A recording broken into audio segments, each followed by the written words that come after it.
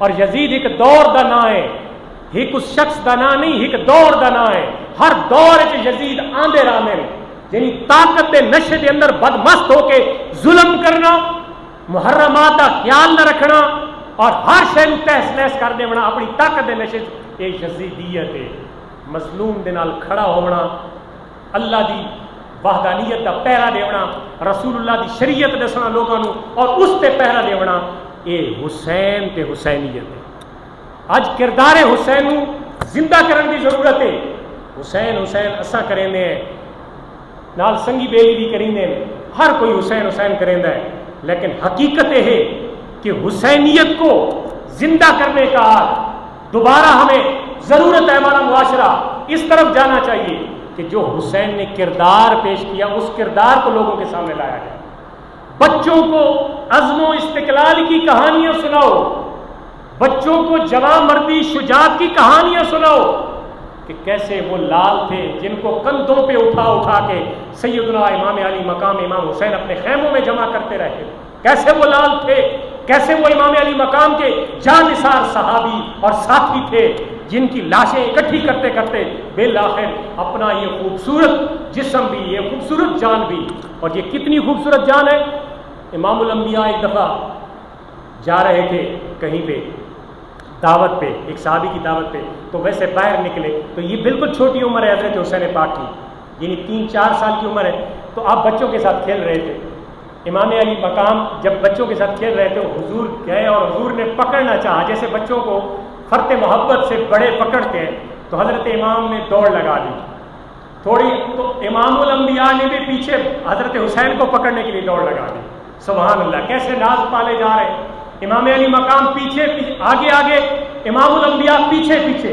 جب آپ نے پکڑا نا، پکڑ کے آپ نے ایک ہاتھ مبارک ادھر رکھا اور دوسرا آپ کی داڑھی یعنی تھوڑی کے نیچے رکھ کے مضبوطی سے پکڑ کے نا اپنے جو وحیو یو ہا والے ہونٹ مبارک تھے ان کو اپنے نواسے کے منہ کے اوپر رکھ لیا۔ اللہ اکبر۔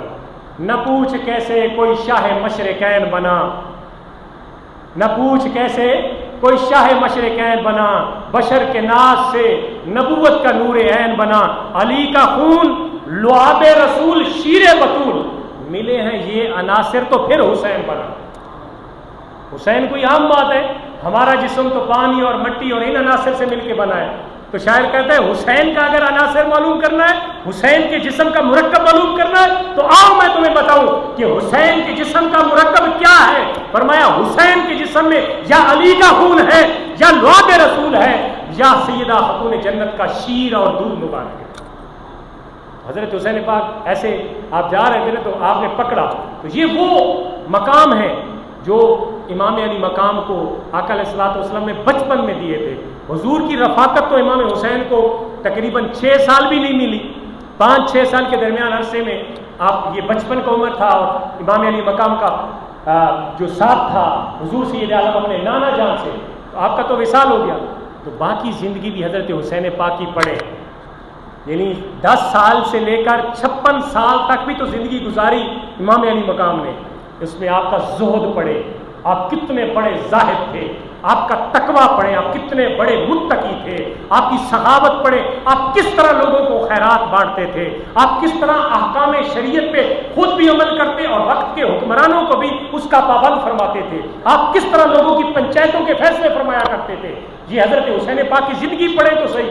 ہم صرف شہادت کے موقع پہ شہادت سنتے ہیں اور صرف 2-4 دن، اور پھر ہم وہ خوش نصیب لوگ ہیں جو اہل بیت کی محبت کو اپنا ایمان سمجھتے ہیں اور صحابہ کرام کے پیروکار ان کی محبت کو بھی اپنا سرمایہ ایمان سمجھتے ہیں۔ کوئی خبردار یہ فتوے اپنے پاس رکھے کہ ایک ہستی کا ذکر ہو اور دوسری ہستی کا ذکر نہ ہو۔